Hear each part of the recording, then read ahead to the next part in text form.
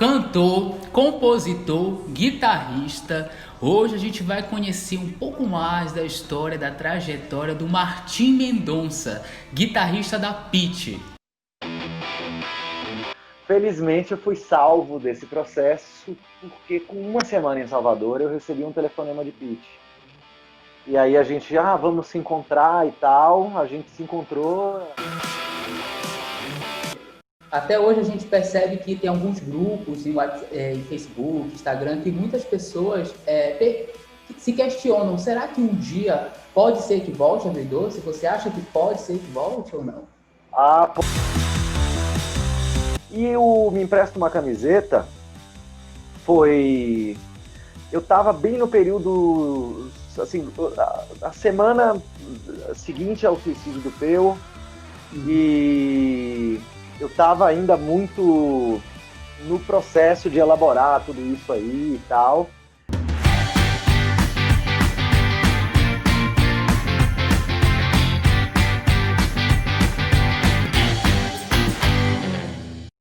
Salve, Martim! Martim, olha, já quero começar com você te perguntando do seu começo. Como você começou na música, assim? Como se despertou essa questão da música e quem foi as tuas influências? Cara, o meu começo na música, eu acho que foi bem parecido com o de muito adolescente, muito jovem aí. Eu comecei... minha casa sempre teve muita música por conta da minha mãe, do meu pai. Mas o meu interesse real, quem despertou foi o rock and roll, na verdade. Porque eu caí naquela velha armadilha que é você ser um adolescente meio outsider, né? I don't mind. I don't mind. If the mountains fight in the sea. E aí foi um pulo, cara. Foi uma questão, não teve muito romantismo. Eu não tenho uma história com a música muito romântica, assim, do tipo, porque eu sempre toquei. Em uma época eu senti o chamado da música. Isso não aconteceu comigo. Isso foi bem mesmo querendo fazer parte de alguma coisa, sabe? Uhum. Aquela coisa do pertencimento, assim. Eu sempre fui muito tímido, sempre fui muito nerd quando era moleque. Então, a história de começar a escutar rock and roll e do empoderamento que me dava começar a tocar um instrumento, porque eu já não precisava me comunicar. O instrumento ele aparece como uma voz, né, para você. E para mim era uma voz que me poupava de ter que falar e conversar. Eu era tão tímido e tão cheio de,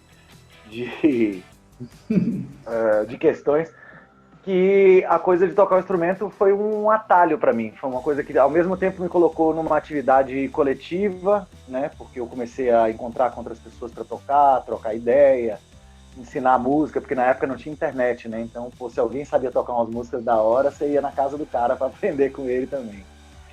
E me deu um pouco mais de assunto nas festinhas, né? Então, quando pintava um violão, eu já... Eu sei. Ai, Martim, eu queria muito saber de você, como surgiu esse convite para ingressar na banda da Pitty? Eu acho que foi um divisor de águas assim na tua carreira, né? Você sempre teve banda, sempre tocou em Salvador, mas eu acho que através da Pitty você conseguiu ampliar, né, esse teu trabalho a nível nacional. Sim. Foi o seguinte, eu tocava numa banda chamada Cascadura, que é uma banda de rock lá de Salvador.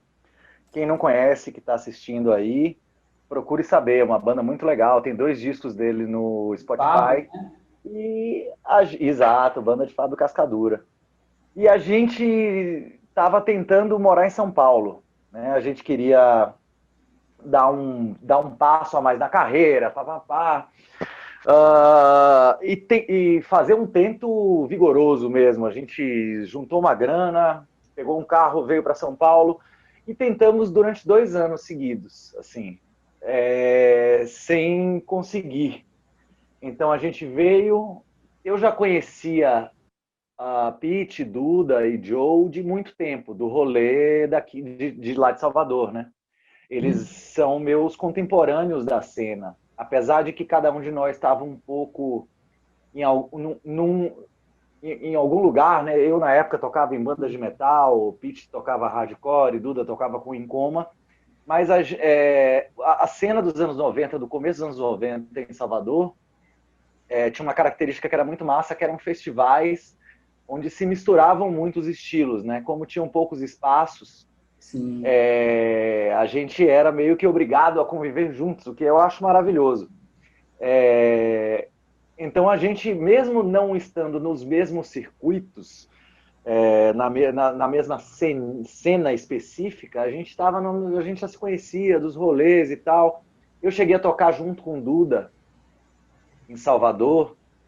Deixa eu ver, eu tive um cover do Deep Purple com o Duda, por incrível que pareça. Nossa, E a gente que teve uns massa. projetos, tivemos uma banda de blues também, que a gente tinha com o Júlio Moreno, que é um guitarrista extraordinário, argentino, que mora em Salvador, que era uma banda onde ele meio torturava a gente e ensinava a gente a tocar direito, né? Nossa, que A gente massa. passava, a gente passava tardes inteiras ensaiando no estúdio de Duda em Salvador, tipo, inteiras mesmo, assim, Nossa, 2 da tarde a 8 da noite, tocando a mesma música, pá, chicote no lombo. Mas foi muito bom, tanto para mim quanto para a Duda. imagina. E quando a gente fez essas vindas para São Paulo com Cascadura, eu sempre encontrava com eles, estava com frequência lá na casa deles e tal. A gente estava muito no mesmo rolê aqui. Uhum. E calhou que quando a segunda tentativa do Cascadura de ficar em São Paulo não deu certo, que foi em dezembro de 2004, foi bem a época em que Peu saiu da banda. Uhum. E foi engraçado, assim, porque eu voltei para Salvador, assim, a contragosto, né? Eu não queria voltar, estava com esse projeto, separei da figura que eu era da minha primeira mulher e tal, para poder, em função desse projeto, né? Mas não rolou.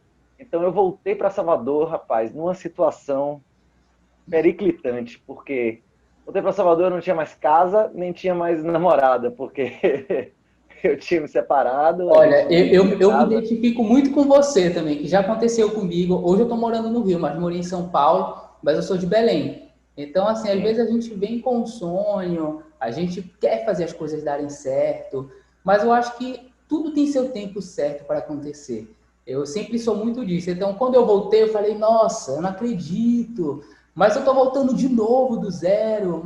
E não é voltar do zero, você volta sim, mas eu acho que é um resgate para você voltar depois e você compreender certas coisas. Nossa, eu acho que eu tinha que seguir por aqui. Não, mas eu acho que ali é melhor. E eu acho que você volta com muito mais conhecimento, com muito mais, assim, eu acho que muito maior, né, para conseguir o que você quer, né?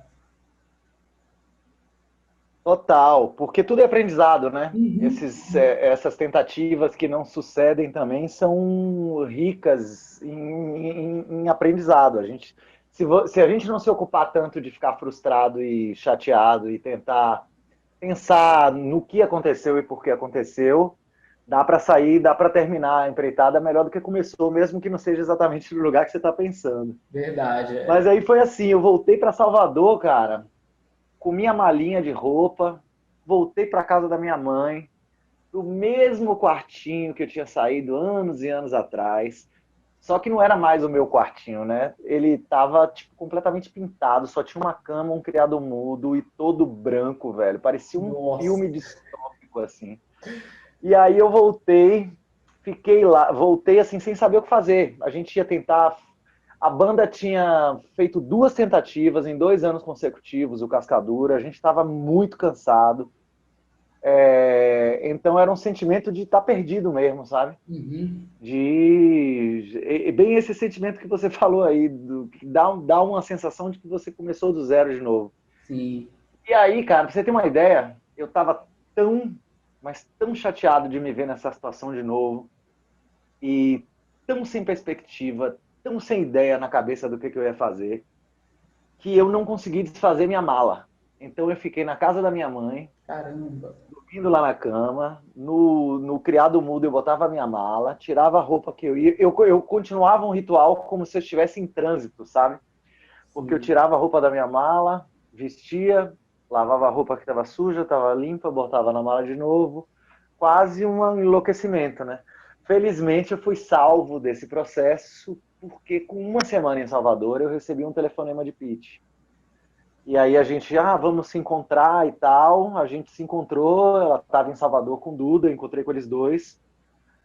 E aí a galera derrubou, né? Falou, pô, Peu realmente vai sair e tal. Eu já estava acompanhando um pouco esse movimento por Sim. estar convivendo com eles tanto, inclusive com o Peu. Eu convivia bastante com o Peu antes de voltar para Salvador essa segunda vez. E foi isso. Eles falaram, bicho, entra aí, vamos ver no que é que vai dar, a gente faz uma experiência, você termina essa turnê, porque tinha um restinho da turnê para fazer, né, O do Admirável Admirável. Chip Novo, né?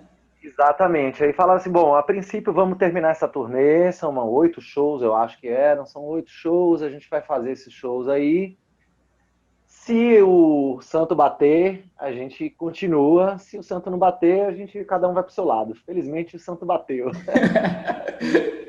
E bateu bem, hein? Eu Muito. venho demais, graças a Deus.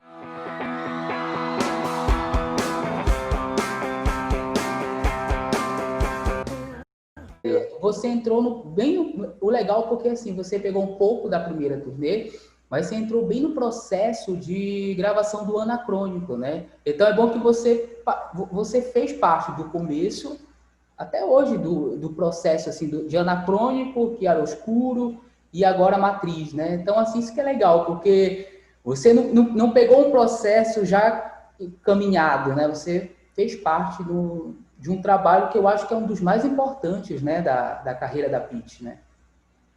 Isso para mim foi maravilhoso, cara, Uhum. porque a ligação que você tem com o trabalho que você está fazendo, para mim, a ligação que eu tenho com o trabalho que eu estou fazendo, ela é diretamente proporcional com o quanto de mim tem naquele trabalho.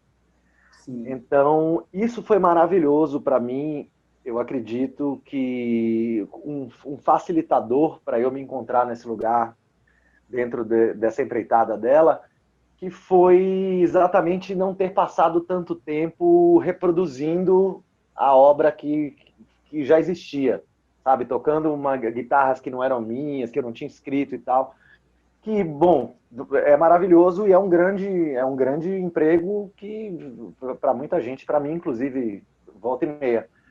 Mas a coisa de rapidinho ter entrado em estúdio para gravar, com a liberdade que me foi dada, desde o Anacrônico, né? Desde o começo, desde sempre, com relação aos arranjos, com relação a como me colocar, né? Porque sempre a relação nessa banda sempre foi muito democrática no que diz respeito a como você vai se expressar com o seu instrumento. Claro, todo mundo participa do processo, todo mundo dá um pouco de pitaco da parte do outro, mas é muito longe de ser aquela história que bom, essa música é assim, ela tem que ser assim, você vai tocar assim.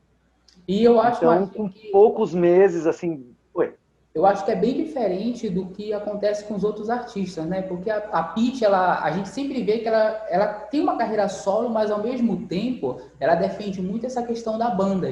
Eu tenho uma banda e eu acho que a gente que é o público que está fora percebe muito que é muito democrático isso. Porque cada um de vocês, por exemplo, você tem milhares de fãs no Brasil, assim como o Duda até hoje tem, como o Joey tem, como o Peu até hoje tem. Então, assim, eu acho que todo mundo ali tem o mesmo espaço de valorização, o mesmo espaço de imagem, né? Eu acho que isso é muito legal, né? Principalmente o ter bastante espaço para criação, assim. Eu acho que Sim, isso a liberdade, né? todo mundo ganha com isso, porque é, quem está tocando ganha porque você consegue imprimir mais a sua voz e isso faz com que você se envolva mais na obra, desempenhe melhor. Só que eu toco melhor as minhas músicas do que qualquer músicas de qualquer outra pessoa.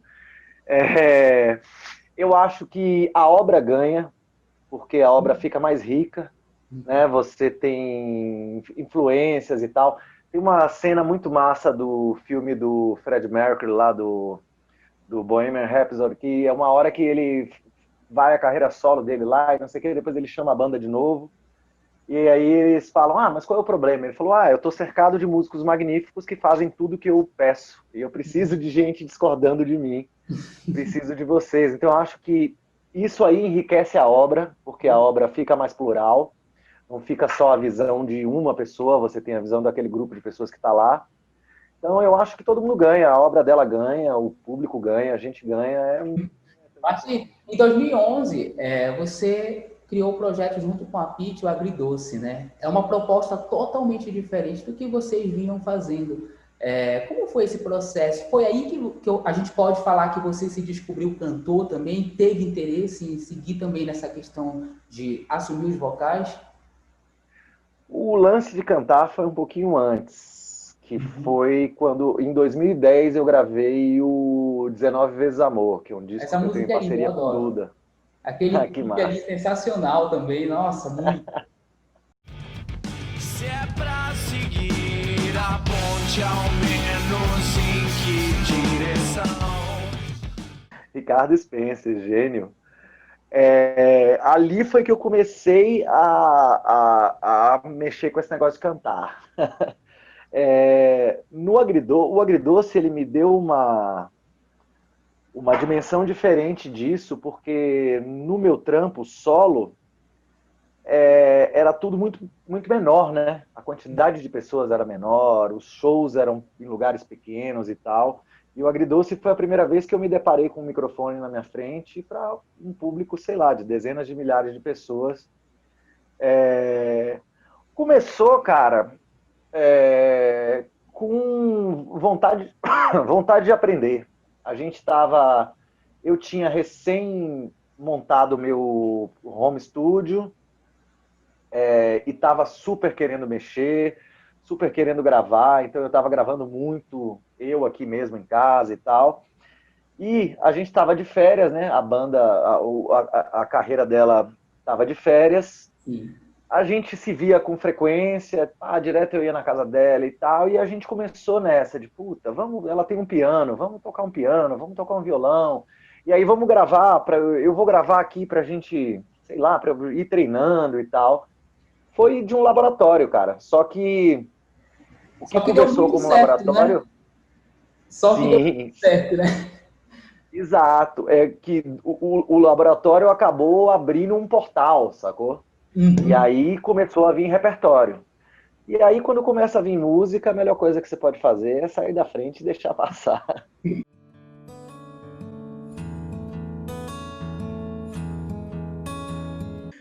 Mas foi massa, cara. A gente aprendeu muito com o processo de compor, porque a gente compôs muito juntos, que era uma coisa que nem eu nem ela estávamos muito acostumados a fazer.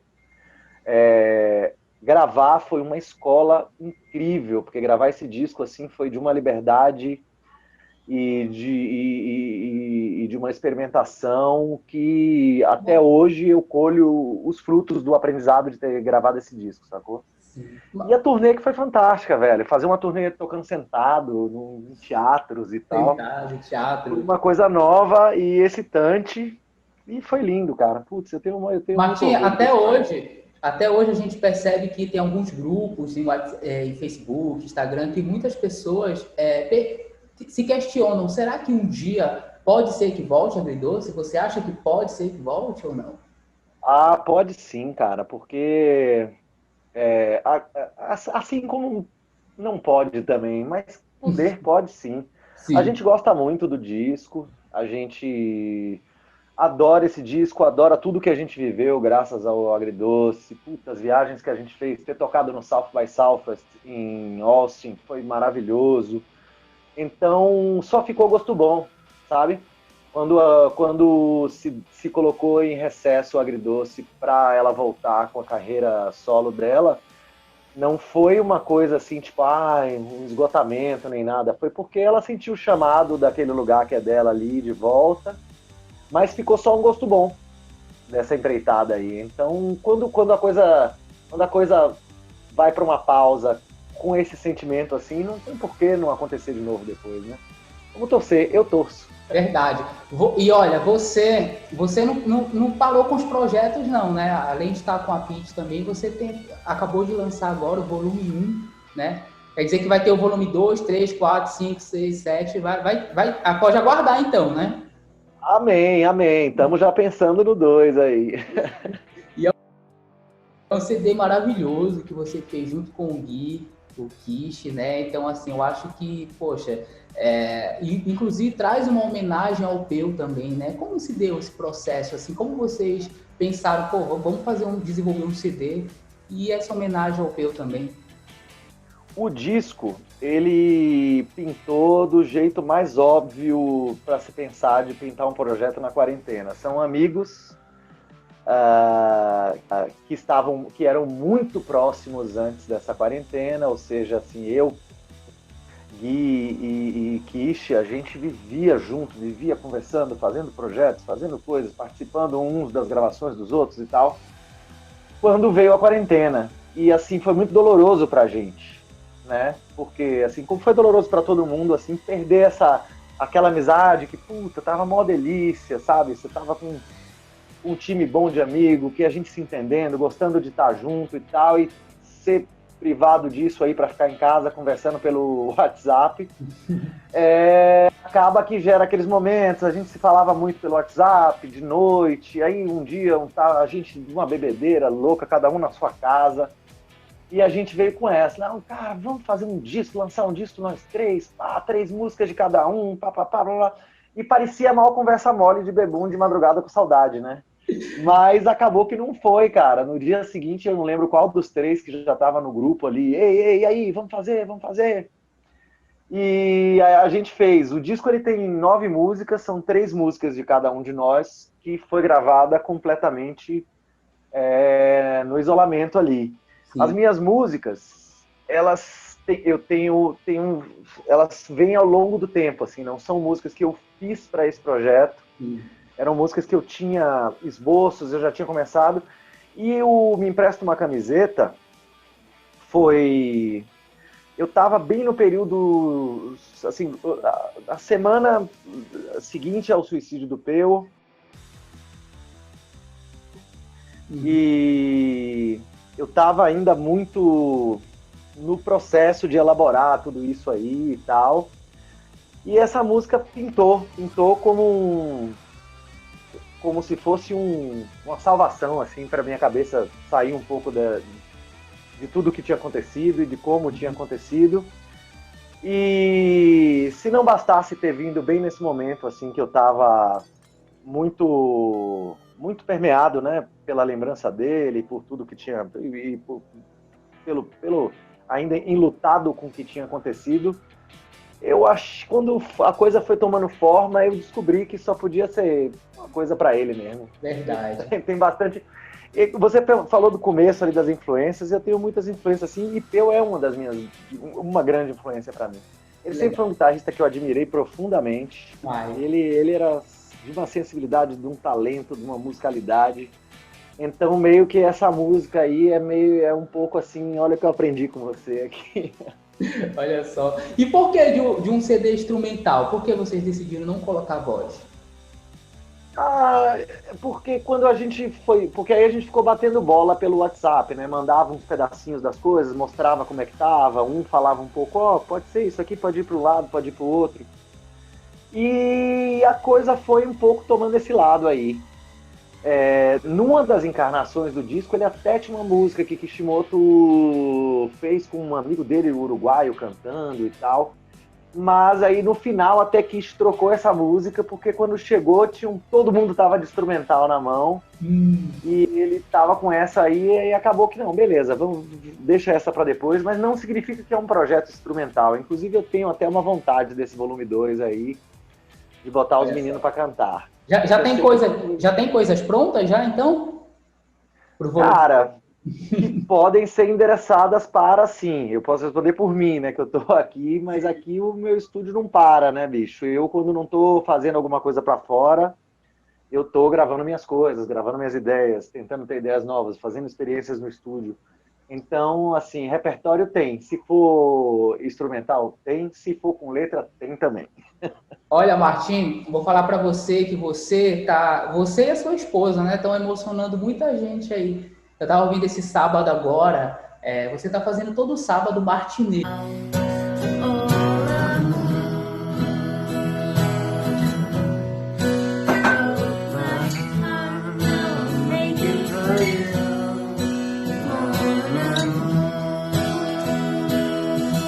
Né?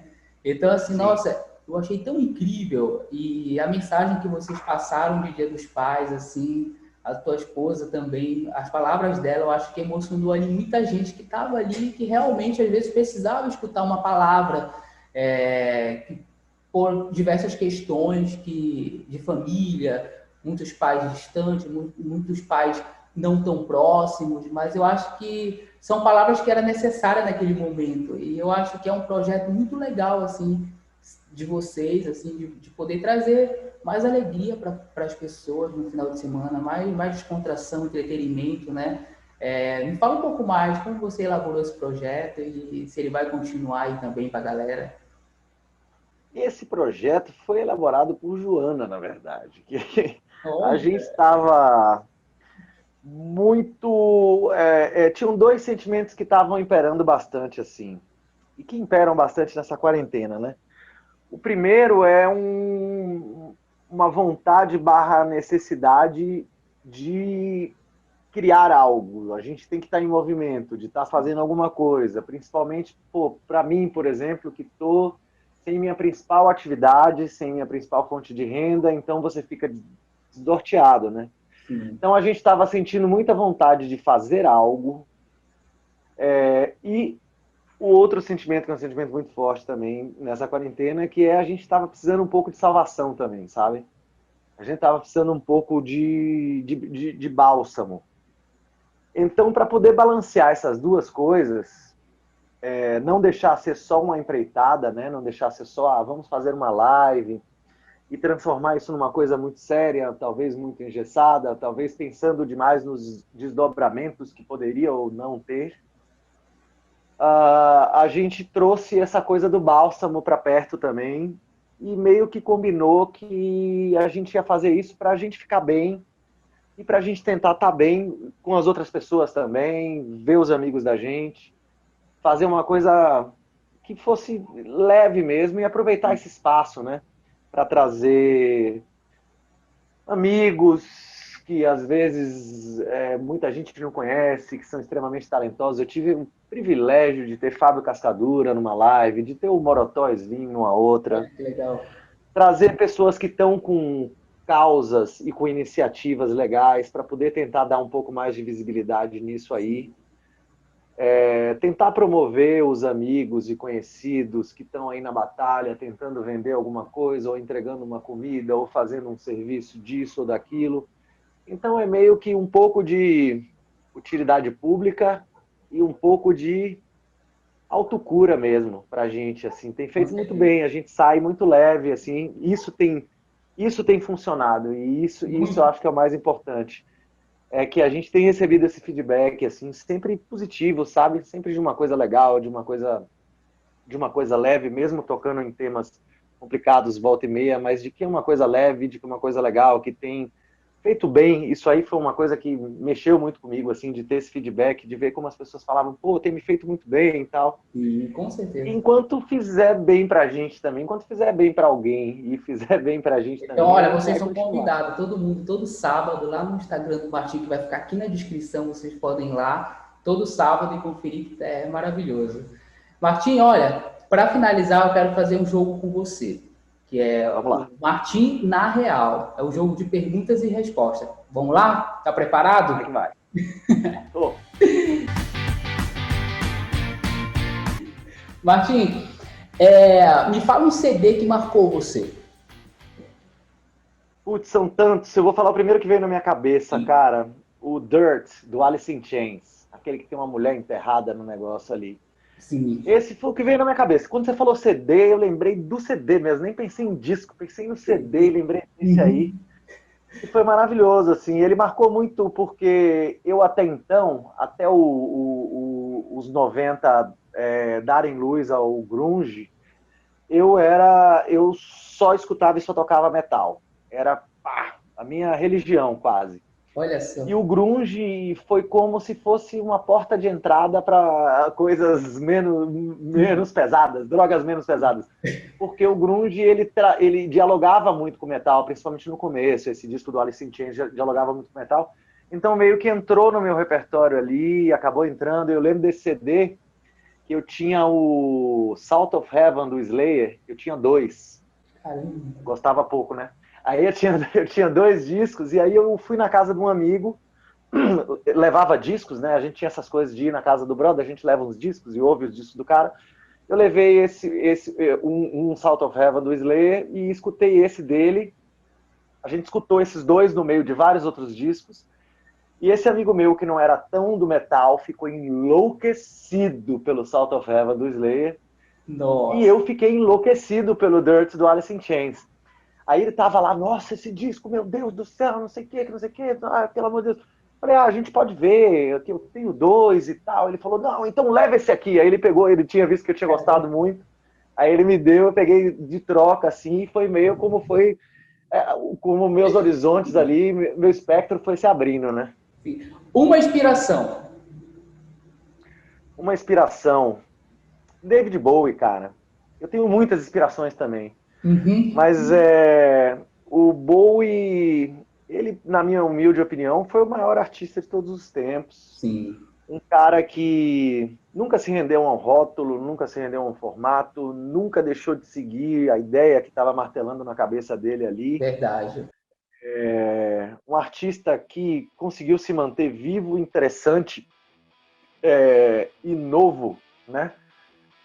Com o passado dos anos ali, um cara que nunca repetiu um disco, que nunca não teve assunto, que nunca gravou um disco meia boca. Eu sinto que esse rapaz aí era uma pessoa muito especial. Martim, para você, família. Cara, família pra mim é tudo, bicho. Eu vou te falar, eu falo isso sim de uma pessoa que até alguns anos atrás não tinha essa relação com família. Que eu digo assim, até eu formar a minha familhinha aqui, que eu tenho eu, Joana, Tomás, Valentina e o cachorrinho, o cafezinho. Eu sempre tive muita treta, não tive brigas, mas eu tinha uma dificuldade de identificação muito grande com a minha família. A coisa de eu ser músico e eu ser, sei lá, um pouco diferente, me irritava muito, numa parte da família muito tradicional, que achava que era maluquice e tal. Então eu era um pouco desligado, assim, desapegado, faltava com a minha mãe, faltava com meu pai ali. Mas desde que eu virei pai e que a minha casa foi se enchendo dessas criaturinhas sábias e maravilhosas, eu realmente lhe respondo de novo. Família pra mim é tudo. Eu não sei o que seria de mim se não fosse a minha família, velho. Massa. Martim, nosso tempo está acabando aqui. Para finalizar, eu quero que você me fale. Quem é o Martim? Guitarrista que veio lá da Bahia, que espera estar fazendo muitos votos para que consiga continuar vivendo de música, assim como todos os colegas dele que tocam e que estão aí tentando se encontrar no meio dessa loucura que está essa quarentena e da loucura que vai ser esse novo normal quando ele se apresentar, e que só quer tocar uma guitarrinha, brincar com o seu cachorro, cuidar dos seus filhos, dar umas beijocas na sua namorada, tomar uma cervejinha com Meu seus querido, amigos. Martim, muito obrigado, tá, por ter aceito o nosso convite. Te agradeço muito, te desejo muito sucesso, que você passe tudo isso daí com muita saúde, você e toda a sua família, e vamos se manter sempre conectados aqui. Muito obrigado, tá? Juan, eu que agradeço o convite. Tudo de bom para você, meu irmão. Muita saúde, muita paz, amor e luz na sua vida.